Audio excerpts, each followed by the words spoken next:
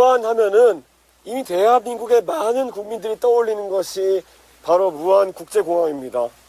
그것이 국제공항임을 너무 잘 알고 있고 그것의 성공을 기원했기 때문에 과거 서남권 관문공항이라는 이름으로 추진될 때부터 많은 국민들이 성원해 왔습니다. 근데 지금 그것이 개항된 이후로 과연 지역에서 그것이 활성화되기 위해 가지고 지역 정치권에서 무엇을 했는지 이제는 물어야 할 때입니다. 지금까지 국제공항의 안정적인 정착을 위해서 이 무안국제공항이 성공하기 위해서는 단순히 무안과 광주, 목포 이 일대의 수요만 흡수해서 되는 게 아닙니다. 전남 동부권에서도 더 이상 이제 일본이나 중국 갈 때 김해공항으로 가는 버스를 타지 않고 오히려 이 무안까지 올 수 있는 교통편이 확충되고 그래야 이 공항이 활성화되고 그래서 동네가 살아나는 겁니다.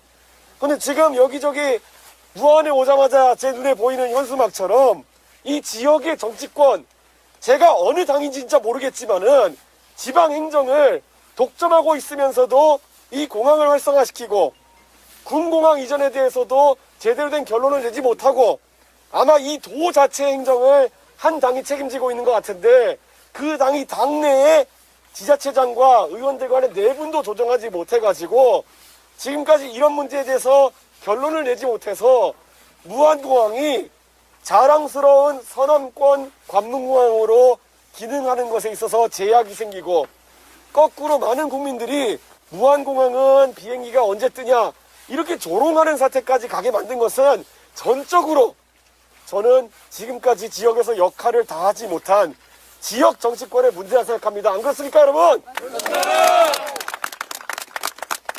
저는 이렇게 생각합니다. 지금까지 비록 저희 국민의힘이 과거에 호남 지역의 역사적인 과오에 대해서 반성이 부족했기 때문에 이 지역에서 무한 국민들을 위해서 열심히 일할 수 있는 기회가 아직까지 오지 않았고 그건 전적으로 저희 국민의힘의 책임입니다. 하지만 이제 김종인 위원장께서도 2년 전부터 5.18 같은 역사의 과오에 대해 가지고 겸허한 자세로 반성을 한다고 말씀하셨고 제가 당대표로 취임한 이후에 호남에서도 저기 전북의 군산부터 또 전남 동부권의 순천까지 그리고 오늘은 무안과 이제 곧 가게 될 목포까지 저희가 일자리와 산업, 미래의 문제를 챙겨서 당당하게 호남에 경쟁하는 정당이 되고 싶습니다. 저희가 진짜 이번에 무안 국민들께서 2022년에 기회를 주신다면은 저희가 곧 다가오는 대통령 선거에서도 성적표를 겸허하게 받아들여서 더 열심히 일할 수 있었으면 좋겠습니다.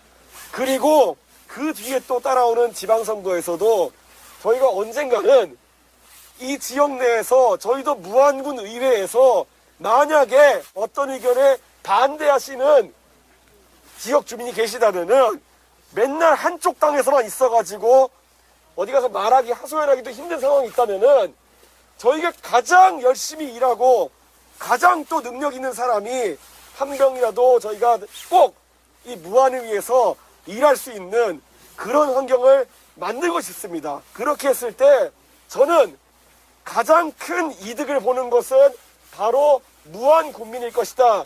이런 생각하는데 동의하십니까? 지금 대한민국에서도 부산 같은 경우에는 과거 노무현 대통령께서 부산에도 여러 가지 노력을 해야 된다 하셔서 평생에 걸친 노력을 해오셨기 때문에 민주당이 30% 40% 지지율이 나옵니다. 그러다 보니까 항상 작은 선거 큰 선거 때마다 부산에 대해서는 양 당이 경쟁적인 공약을 내놓고 부산의 발전을 위해 가지고 노력합니다. 예를 들어서 여러분도 여기서 한번 들어보셨을 만한 가덕도 식문화 문제라든지 부산 엑스포 문제라든지 부산 북항 재개발 문제라든지 이런 것들이 항상 정치권에서 쟁점 사안이 됩니다. 그런데 외람되게도 지금까지 단 한 번도 중앙정치권에서 이 무안의 문제가 정말 경쟁 사안이 되어가지고 주요하게 이슈화가 되어가지고 국민들이 고민하게 되는 계기는 아직까지 갖지 못했습니다. 저는 그렇게 해야만 무한의 문제에 국민들이 관심을 가지고 그걸 바탕으로 정당들이 더 경쟁적인 아이디어를 내고 그래서 발전을 이룰 수 있다 이렇게 생각합니다. 그렇기 때문에 저는 앞으로 무한 국민께서 경쟁이 가능한 환경을 만들어 주셨으면 하는 생각에 제가 어제 유세하느라 목이 좀 쉬었지만은 양해 부탁드리고 이렇게 말씀드리겠습니다. 이번에 2022년에 만약에 그 싹을 틔워주신다면은 2022년에 저희가 완벽한 결과를 내지 못한다 하더라도 2023년에도 2024년에도 어쩌면 이준석 다음의 당대표도 누군가는 또 아니면 무한의 어떤 젊은 세대도 이 꿈을 이루기 위해 가지고 계속 노력할 것이라 전 이렇게 생각합니다. 앞으로 더 열심히 해서 저희 국민의힘이 일로서 보답할 수 있도록 하겠습니다. 정말 감사합니다.